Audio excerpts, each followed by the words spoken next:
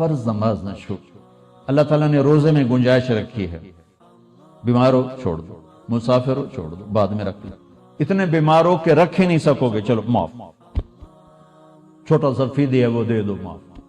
زکوٰۃ آج فرض ہو گئی ہے, ٹھیک ہے, آج دے دو, کل دے دو, پرسوں دے دو, اگلے مہینے دے دو, اس سے اگلے مہینے دے دو, سال میں جب مرضی دے دو. حج فرض ہو گیا ہے آج, 20 سال کی عمر میں 60 سال کی عمر تک جب چاہو حج کر لو. لیکن نماز کا ٹائم ہو گیا ہے, بس نہیں چھوڑ سکتے, پڑھنی ہوگی اپنے وقت پر. تو میری گزارش ہے بھائیو, جہاں سے بھی آئے ہو, میں ہاتھ جوڑتا ہوں, نماز نہ چھوڑ. جب تک سجدے میں سر رکھتے رہو گے اللہ کی چھاؤں آپ پہ رہے گی, اللہ کی نظروں میں آپ ہر وقت رہو گے, اور محبت کی نظریں آپ کا طواف کریں گی. فاصبر فإنک بأعیننا, اس کا میں ترجمہ کیا کرتا ہوں کہ میرے محبوب صبر کیجئے, فإنک بأعیننا, میری نظریں آپ کا طواف کر رہی ہیں. تو اس ماحول میں جو نماز پڑھے گا نا, اللہ کی محبت اس کا طواف کرے گی, اللہ کی رحمت اس کا طواف کرے گی, اس کو اپنی چھاؤں میں رکھے گا. کوئی کبھی قضا ہو جائے, انسان ہو سفر میں ہو جاتا ہے, سستی میں ہو جاتا ہے, نہیں پڑھی گئی, سستی میں, کام میں, اس کی قضا دے.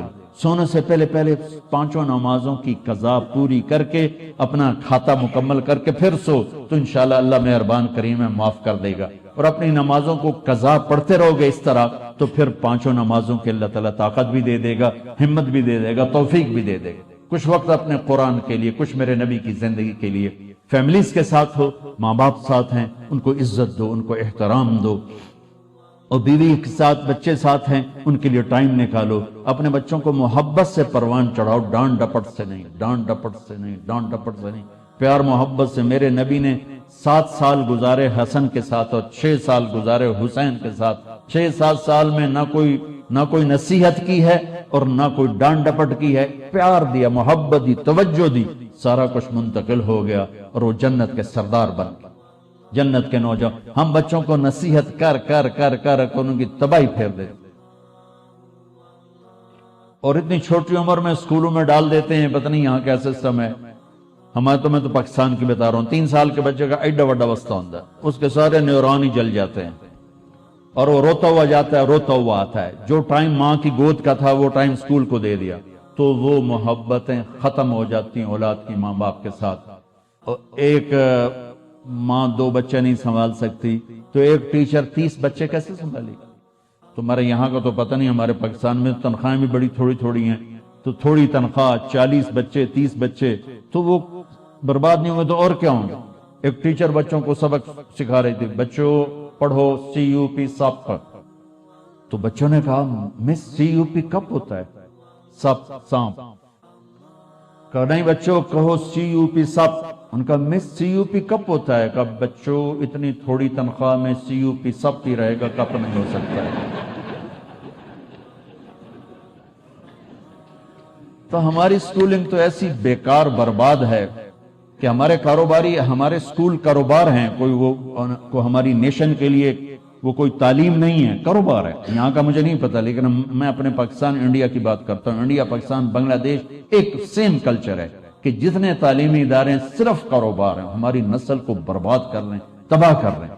میرے نبی کہتا ہے 7 سال تک بچے کو نماز کبھی نہ کہو, 7 سال تک. 7 سال کے بعد کہنا شروع کرو, 10 سال کے بعد سستی ہو تھوڑا سختی کرو, 15 سال میں جا کے فرض ہوتی ہے. اللہ 15 سال بچے کو فری رکھتا ہے, اور ماں باپ کو کہتا ہے پہلے 10 سال بچوں کو دے دو, ساری زندگی بچہ تمہیں دے دے.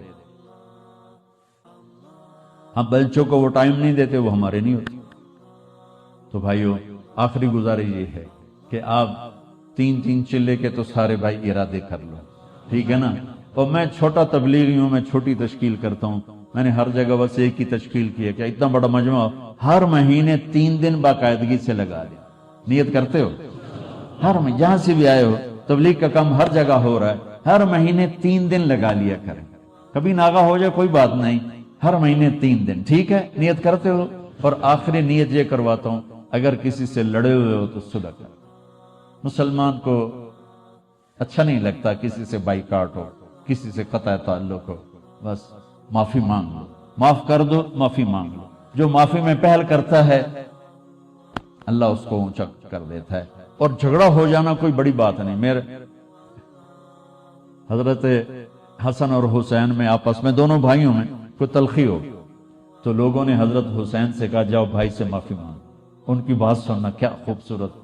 فرمانے لگے اگر میں جا کے معافی مانگوں گا نا تو میرا درجہ بڑا ہو جائے گا اور میرے بھائی کا درجہ چھوٹا ہو جائے گا. اور مجھے شرم آتی ہے کہ میں چاہتا ہوں جنت میں بھی میرا بھائی مجھ سے آگے ہو میں پیچھے ہوں. تو وہ آ کے معافی مانگے گا تو وہ بڑا ہے, اس کا درجہ بھی بڑا ہے.